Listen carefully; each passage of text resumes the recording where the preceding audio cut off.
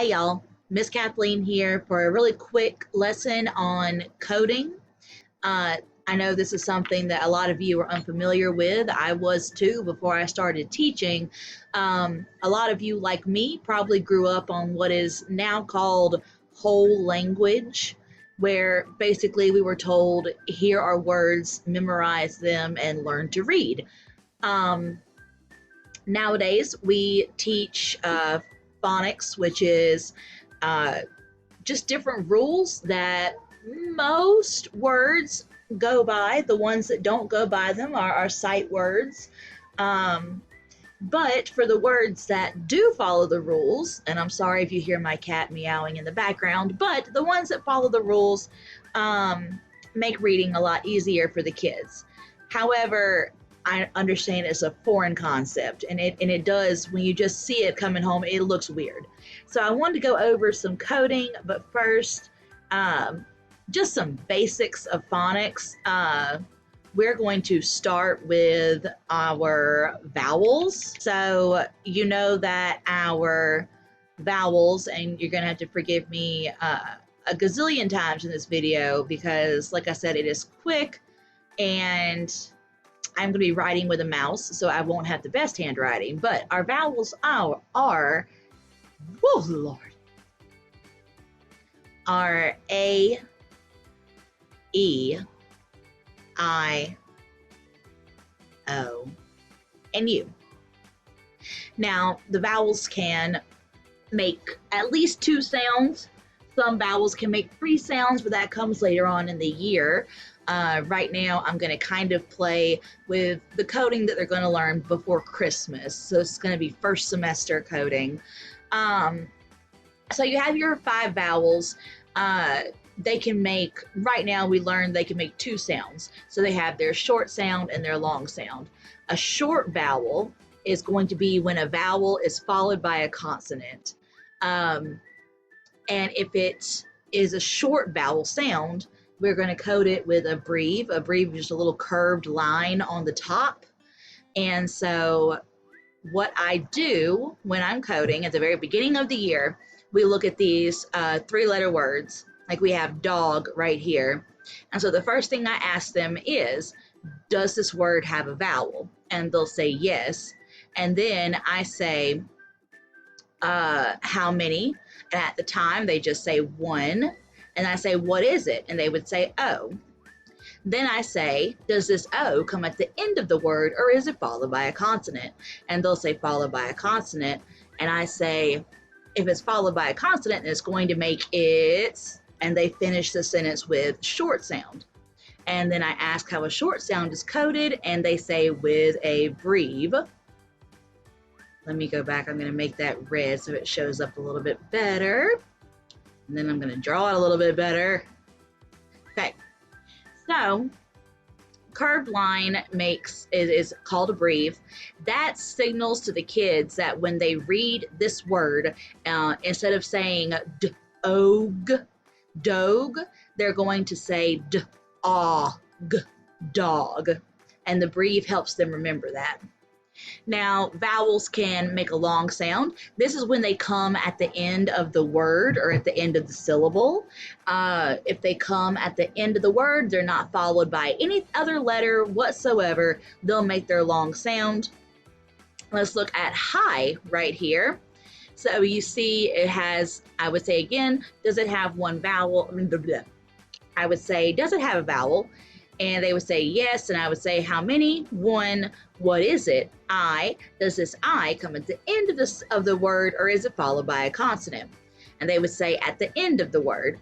If it's at the end of the word, it's going to make it, and they finish the sentence with long sound. And then I ask how you code a long vowel, and they say with a macron. A macron is a straight line, as straight as you can get it. As you see, I did not do a very good job. But a macron, it's a straight line on top of the vowel. This is going to remind them when they're reading to say the vowel's name. That is their long sound. I, hi. All right, so other things that you need to know, other than your vowels, is that we, at the beginning of the year, go over our digraphs.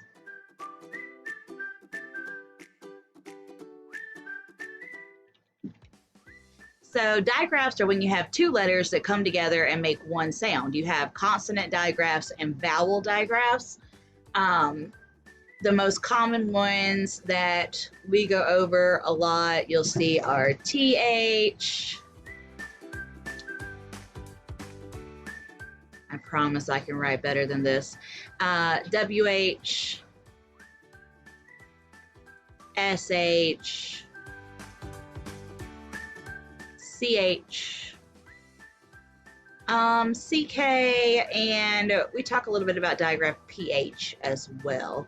There's a bunch of other digraphs that we get into later on in the year in the second semester, such as KN in no, and WR in right, GN in nat. But those come in the second semester. These are most of the ones that we focus on the first semester. And so we know that two letters come together and make one sound. So what does that look like when we're coding? When we code a word with a digraph, let's take with. First, we go through the whole song and dance again. Does this word have a vowel? Yes. How many? One. What is it? I. Does this I come at the end of the word, or is it followed by a consonant? It's followed by a consonant because it's followed by the consonant T. So it's going to make its short sound, and we're going to code it with a breve. Is there anything else to code, is what I asked the kids, and then they would say, yes, digraph TH. And I say, how do you code it? And they say that you draw a line under it. Now, some digraphs go into a little bit more coding. For instance, digraph CK, just to help them not say k, k when they read it, we cross out the C. But mostly what you need to know is that you underline a digraph. Up next, we talk about blends. Blends do not get coded. However, they are they are letters that flow together.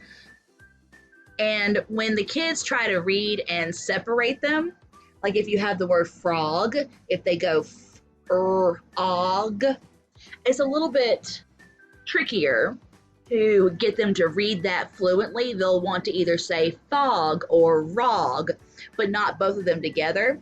But if they can recognize that FR is a blend, then we can just get them to say fur and then og, frog, which helps building their fluency while reading. So when we have blends, when we're coding, after we have coded our vowels, our digraphs, and anything else in the word, I'll say, is there anything we should see with our eyeballs? Which means that anything that they should notice. And if there's a blend, they'll say, yes, there's a blend, SL or SPL or BR or whatever. And then when we're blending the word together and we're trying to read it sound by sound and then making it actually into a word, then we'll read that blend together so that we can again build their fluency. So that is going to look like you have the word a spring, which actually before we do spring, I want to really quickly go over some word families. Now, word families don't have a code for them. And, a lot of word families you can also learn as phonics rules. However, there are a few word families, particularly with our country accents around here, that the coding doesn't totally help the kids. So I like to teach them a little bit separately so that even though, yeah, they can code it, they can also recognize it as a word family and read it all together. So those word families are ang, ing, ong, ung. Make my box a little bigger. Put it out to the side, I guess.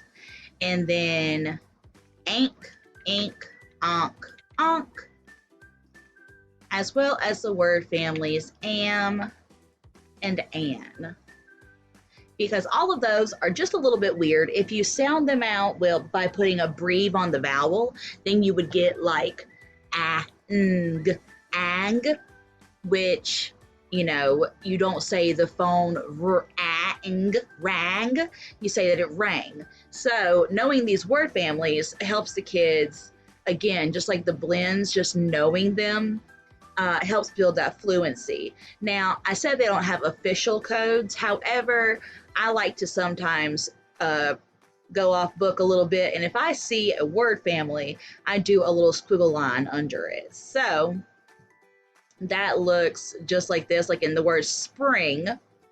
Then I would say, oh, I see a word family. Let's go ahead and do a little squiggle line because we know it's weird. And so then I would say, what does the word family ing say? And they say ing. Then I say, is there anything else to code in this word? They say no. Is there anything to see with your eyeballs? And they would say yes, blend SPR. And I would say, okay, how does SPR come together and flow? And they would say spur. And so I would say, let's read this word, spring, spring. All right, next, let's take a look at some suffixes. So suffixes are groups of letters that appear at the ends of words and change what the word means. So the first suffix that we learned was suffix S, and suffix S is when you have one noun and you turn it into more than one nouns. Our example in class is toys, kittens, tater tots. That's what they're used to saying. So you have one tater tot or you have a plate full of tater tots. The other suffix we have is ing. So it's a word family, but we also check and see if it's a suffix. And the most confusing one of all we've learned so far is suffix ed, because suffix ed can make three sounds. It can make the sound ed, it can make the sound t, as in the sound for the letter T, or it can make the sound d, as in the sound for the letter D. The way that I explain this to the kids is that you have three choices. So you have the sound ed, the sound t, and the sound d. So I get them to look at the root word. The root word is the word that you have left over if you ignore the suffix. If the last letter of the root word is the letter T or the letter D, then the suffix ed is going to say ed, just like the name ed. If the last letter is what I call a cliff diver, so we draw this little picture of somebody just kind of parkouring off of a cliff. If it's a cliff diver, then that means that the sound cuts off really quickly. So the sound stops. Those are going to be your letters like K, X, C, G is another one, F, B, all of those, you can't continue making the sound. So if you can't continue making the sound, then you're going to, when you see ed, the suffix ed, you're going to make the T sound. So yesterday we, milk, milked the cow, milked. And then if the last letter of the root word right before you see the suffix is a letter that keeps walking, so I call it a walker, and we just draw somebody walking down a road. If that last letter is a walker, then the suffix ed is going to make the d sound. Yesterday we S-P-E-L-L, spelled 5 words. So because L is a letter sound that can keep going until you literally run out of air, so oh, you can keep dragging it out. Because it's that kind of letter, it's a walker, we have to say it for suffix ed. All right, so what does that look like when you're coding? So when you are coding, let's look at kittens. Now, kittens, we're going to also talk about words with 2 syllables while we do this. So this is going to kind of be a lot, but I want you to look at the suffix. Now, when we have these longer words, before I ask about the vowel, I ask, is there any suffixes that we need to worry about? And then if they see one, then they say yes, and I say, how do you code it? And they say to put a box around it. And that box is just to get them to ignore the suffix for now, because we have to code the root word and see what rules it's following before we can read the rest of the word or even put the suffix on there. So we just box it off, we ignore it. Then I would go through my usual song and dance, but I'm going to save that for a second because this is a 2-syllable word and that has some advanced coding. So we're going to move on to splashed. And again, I would say, do we have any suffixes to worry about? And they would say, yeah, suffix ed. And I would say, how do you code it? And they say, put a box around it. And so again, that is just to ignore that ed because we can't decide what sound it makes until we kind of code the rest of the word. So then I would say, all right, let's look at your root word. So we're going to look at S-P-L-A-S-H, splash. And I would say, does it have a vowel? Yes. How many? 1. What is it? A. Does this A come at the end of the word or is it followed by a consonant? And they would say followed by a consonant. And then it makes a short sound, it's coded by a brief. So we follow the same pattern the entire year. We just add to it as they learn new rules. So now, instead of starting with the vowel question, we start with the suffixes. Then we go into what they're used to, but it steadily builds. It's not, 1,000 different songs for 1,000 different rules. And not really a song, but it's a pattern. It builds on itself. So then I would say, is there anything else in our root word to code? And they would say, yes, digraph SH. And how do you code a digraph? You draw a line under it. So you see, we've gone over short and long vowels. We've gone over digraphs. So you're seeing them in the root words. And now we have suffixes. So we have suffix SH right before digraph SH right before the suffix ED. So we have to figure out what kind of sound SH is. Is it a T or a D? Is it a walker or is it a cliff diver? So we have shh, which can go on and on until you run out of air, which makes it a walker. Which means if it's a walker, then suffix ED is going to make the D sound. And then if, as we all already know how to read and have seen this word, if you listen to it while you say it, you hear that rule taking place. Splashed, splashed. All right, and I would just put the D on top, really just to remind myself if I was a kid learning how to read. So I tell the kids to put the D on top. It's not really a coding thing, but it reminds me when I come back to this word later, oh yeah, that suffix is going to make the D sound. Okay, the last one with the suffix we're going to talk about is cooking. So again, I start off with, do we have any suffixes to worry about? And then they say yes. And I say, what? And you say suffix ing. I say, how do you code it? Box it off. And we're going to save this root word cook because OO is a vowel digraph, and we're going to get to that in a little bit. Okay. So back to these, we have, I'm gonna make this a little bit bigger real quick.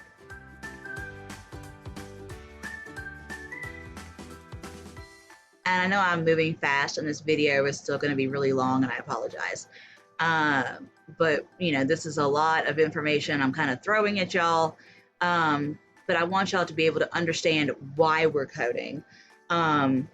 Because, you know, like I said, I didn't grow up with learning this stuff and it can be confusing. All right, the next rule we're going to talk about is the rule of silent E. Woo, keep typing. Okay, so silent E, what we say is that silent E makes the vowel say its name.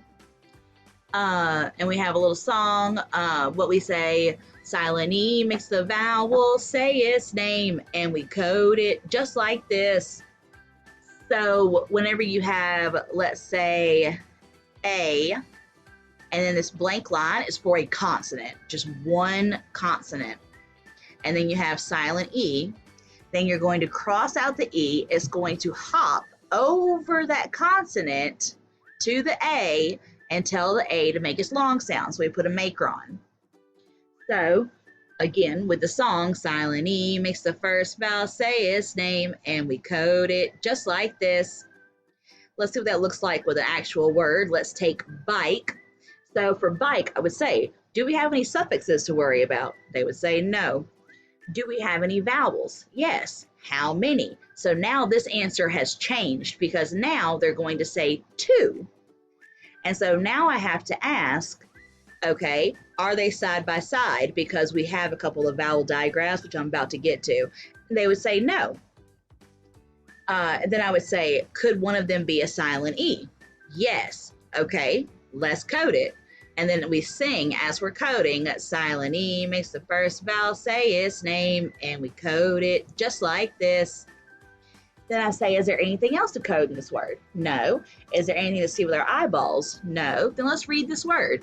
B-I-K, bike.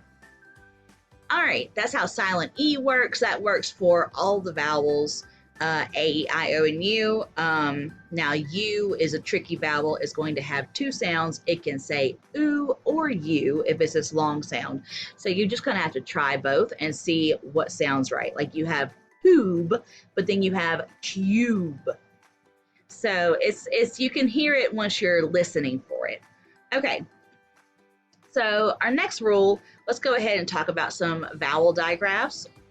So just like regular vowel digraphs, they are mostly when two vowels come together and make one sound. So there are a couple of rule breakers because there's always a couple of rule breakers. However, when you have two vowels together, we of course have a little song. So far we've learned vowel digraph EE. And the song that we sing is, when two vowels go walking. So you draw a line, because we always underline our digraphs. That's the road they're walking on. When two vowels go walking, the first one does the talking, and he says his name. So the first one does the talking. That means the second one is quiet. And the first one says his name, so he's going to make his long sound, or he gets a macron.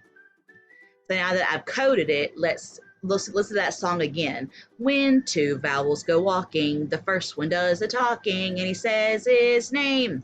And then they say the vowel sound, E, for this one. And you see this in sheep, week, all sorts of words with vowel digraph EE. Now, of course, we have learned a rule breaker, which is vowel digraph OO.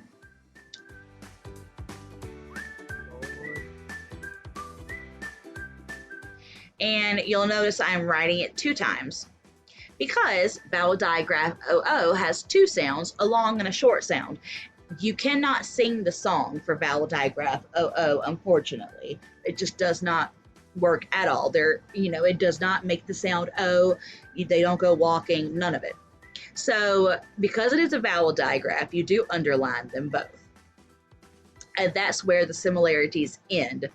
So the first one we're going to talk about is short vowel digraph OO. If it's a short vowel, it gets a breve. So that's familiar. What I like to say, and it's going to be kind of gross, but the kids always love it because, you know, gross is funny, is that when you have a short vowel digraph OO, it kind of sounds like somebody being sick, right? So we do a little stick figure because I love me some stick figures, and they don't feel good. And so they go, ugh, ugh, like in ook, hook, or ook, book. So that is just, again, the drawing is not coding. The breve is coding, the line under it is coding. The drawing is just to help them remember that, okay, this is what the short sound says. Now, when you have the long sound, so you put a macron because it's a long vowel sound, then I like to say that it's a ghost. So I do a little ghost, give it some little wacky eyes, and then what sound does a ghost make? Ooh. So that means that long digraph OO says ooh, like in tooth, booth. You're going to hear that ooh, that strong ooh sound. So the ghost reminds them that this makes a sound ooh. So we're going to look at that with coding for a second. Let's see. Okay, so we have a couple of words here that we'll look at. We have hook and we have tooth. I'll say, are there any suffixes to worry about? No. Are there any vowels? Yes. How many? 2. Are they side by side? Yes. So they're probably a vowel digraph. Let's go ahead and underline it. But wait, we know that OO is weird.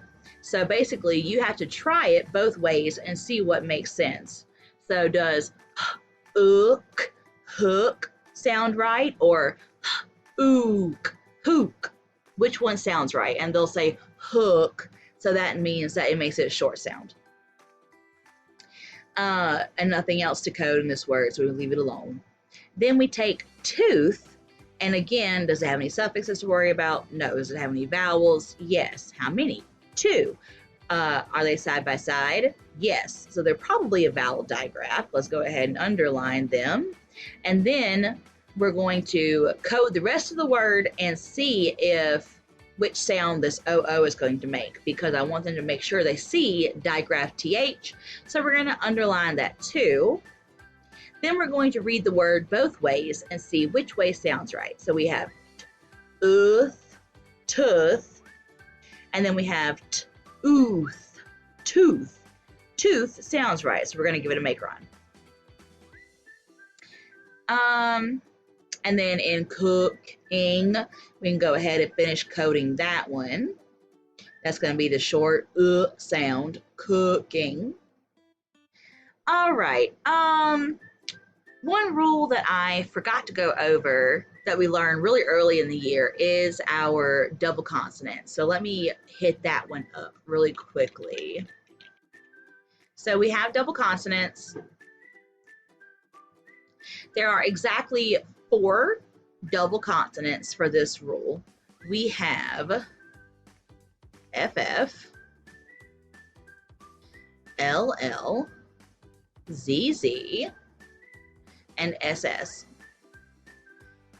These come at the end of words, so when you have a word, for the most part, there are a few rule breakers. When you have a word that ends with the F sound, the L sound, the Z sound, or the S sound, most of the time you're going to double that consonant.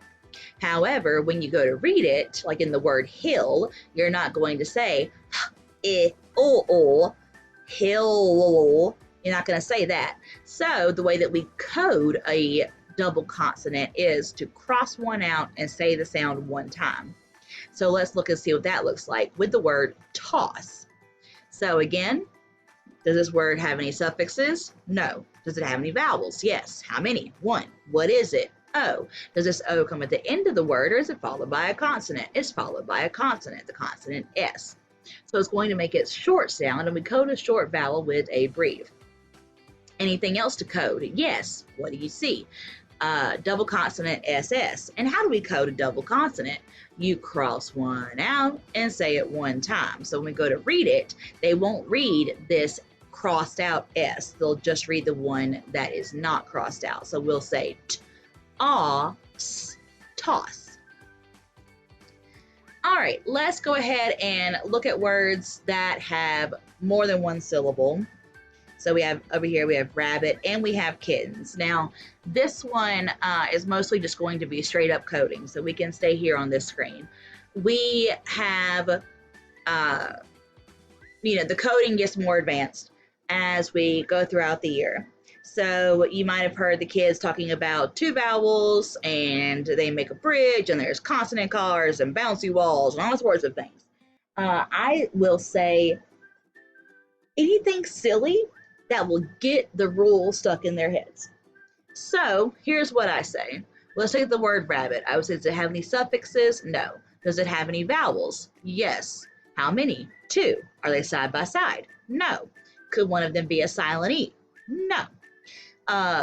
So we're going to have to mark them. So I ask what they are, and they would say A and I. We put a little V for vowel under the A and under the I. And I say 2 vowels make A, and they would say bridge. And then I say, what's driving on your bridge today? And right now, what is in between the 2 V's is 2 B's, and B is a consonant. So they would say 2 consonant cars. So we're going to put C for consonant under each B. And then I say, oh, do you want them to crash? And they would say, no. So what do you have to do to keep them from crashing? Well, you've got to build a gigantic, slimy, bouncy wall, right? That's what helps us not crash our cars, is gigantic bouncy wall in between the cars. This way they won't crash into each other.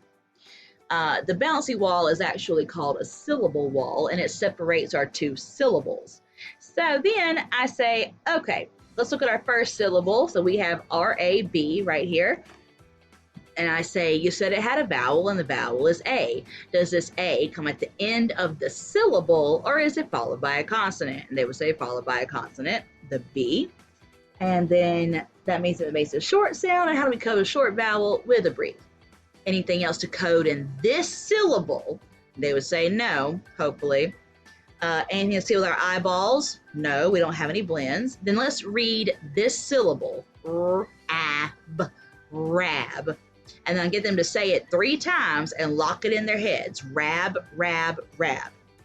Let's go to the second syllable. You said it had a vowel, and the vowel is I. Does this I come at the end of the syllable, or is it followed by a consonant? And they would say followed by a consonant. So it's going to make it short sound. We code a short vowel with a breve. And you'll notice that I am saying at the end of the syllable now, instead of at the end of the word, because whenever we learn a new rule, my language changes so that their language can change. So at the beginning of the year, it was at the end of the word. Then when we learned about suffixes is at the end of the root word. Now that we have more than one syllable, it's at the end of the syllable. The rules work the same way, but the language changes ever so slightly.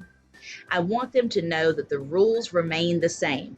If a syllable ends with a short vowel, a consonant, then that vowel is going to be short. I don't care if it's a root word, just a word or a syllable, that is going to remain the same. So anyway, nothing else to code in the second syllable, nothing to see with our eyeballs. So then I would say, let's read this syllable, b-it, bit, lock it in, bit, bit, bit. What was the first syllable? Rab. What was the second syllable? Bit. And then I pull a Cinderella, put it together, and what have you got? And then they say rabbit. Okay, same thing works for kittens. You have the I, you have the E, 2 vowels. 2 vowels make a bridge. What's driving today is 2 consonant cars, or T's, and we don't want them to crash, so We draw hopefully a better wall than that. Nope, still can't do it. So then we draw a bouncy wall between the consonants. That way they are separate. The first syllable has a short I, the second syllable has a short E, and of course when I'm with the kids, I go through the whole questions every single time. But to save time, I'm kind of going a little bit fast now. We would read the first syllable, kit, the second syllable, ten, then put it together, kitten, kitten. Then we would put the suffix s at the end, kittens, kittens. All right. The next rule that we're going to talk about is final stable syllables. So you have in multisyllabic words, that's words with more than one syllable, you have final stable syllables.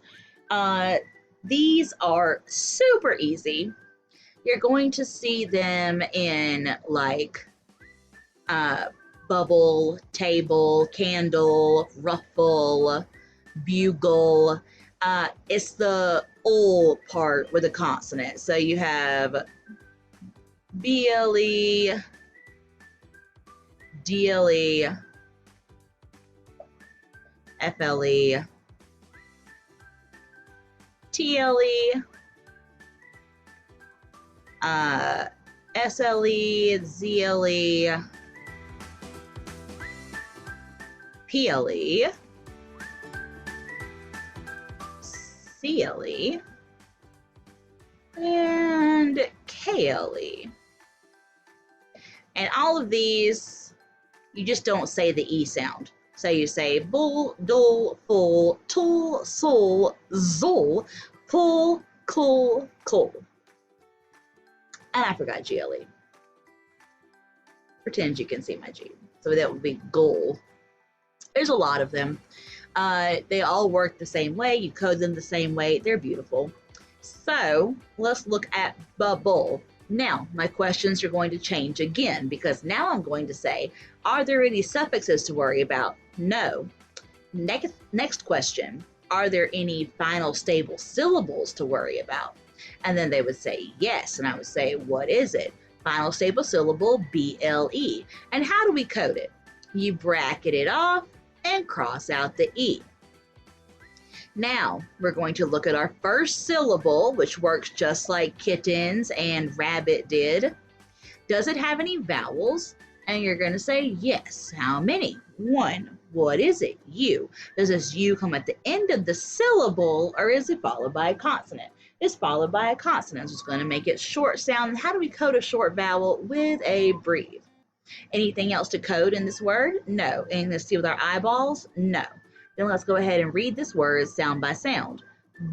Bub, bub. That first syllable is bub. Lock it in. Bub, bub, bub. Our second syllable is bull, bull. So put it together and what have you got? Bubble, bubble. This week we are starting the rule. Let me get me a little more room here.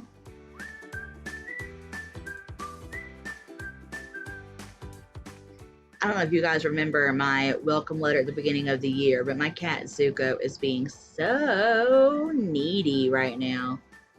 He's trying to lay all on me, but I am recording a video, Zuko.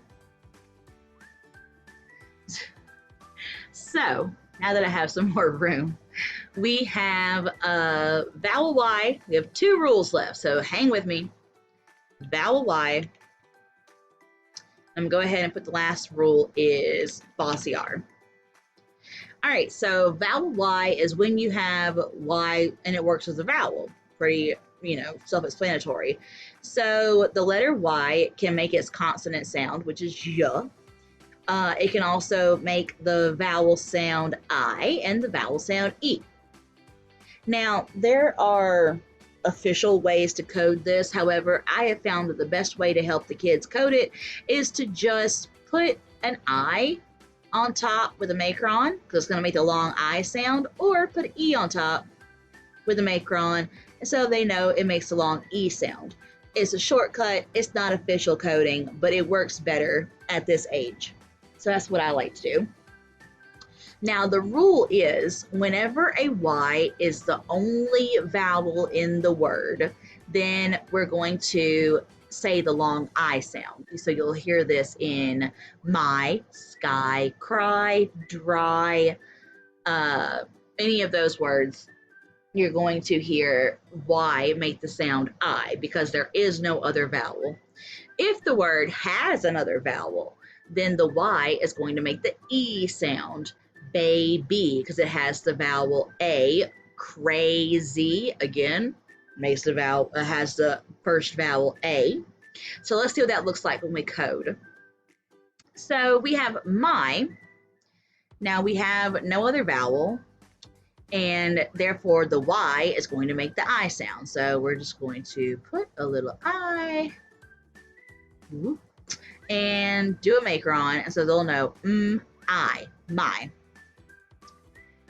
Then, I would go through the soul, song, and dance. Are there any suffixes? Are there any found stable syllables? Does it have any vowels? Kind of. What is it? Vowel Y. Are there any other vowels in the word? No. So then it's going to make the sound I. Let's write that. Now, anything else to code? No. Let's read this word. I, my. Then we have baby over here, which is going to work just like a BCCV word, which is kittens, rabbit, that kind of thing. However, it is just a VCV. So you still have two vowels. They still make a bridge. You have one consonant car, and you're going to make sure that car does not fall off the bridge. So you're going to put a wall to keep them safe on the bridge. Our first syllable has an A at the end of the syllable, so it's going to make its long sound. So we're going to code it with a macron. Our second syllable has the vowel Y. Since this word has an A in it, and A is a vowel, then this Y is going to make the long E sound. Our first syllable says B-A, bay. Our second syllable says B-E, B. Put it together, and what have you got? Baby. All right, the last rule we're going to talk about is bossy R. You have 5 of these. So just like you have, didn't mean to do that. Just like you have your vowels, A-R, your A-E-I-O-U. You have A-R and then O-R. Those are the weird ones. Then you have E-R, I-R, and U-R, which I guess depending on how you look at it, maybe these are the weird ones. But essentially, what I say is that R can be a really bossy letter. It can make the vowel change its sound. So E-R, I-R, and U-R, it makes all 3 of those letters say the same thing. Why? Because the English language is hard to learn. But E-R, I-R, and U-R all say like in her, bird, turn. Then we also have A-R, which I tell them is a pirate sound, R. Or we have O-R, which is or, like in horse. So we have star, horse, her, bird, turn are kind of clue words. And when you go to code them, it looks like this. Let's look at yard. So we have any suffixes? No. Any final stable syllables? No. Any vowels? Yes. How many? 1. What is it? A. But is it going to work normally or is it weird? It's weird. How is it weird? It's a bossy R. So we're going to give it a scoop. This is the official coding, okay? The scoop is the official coding.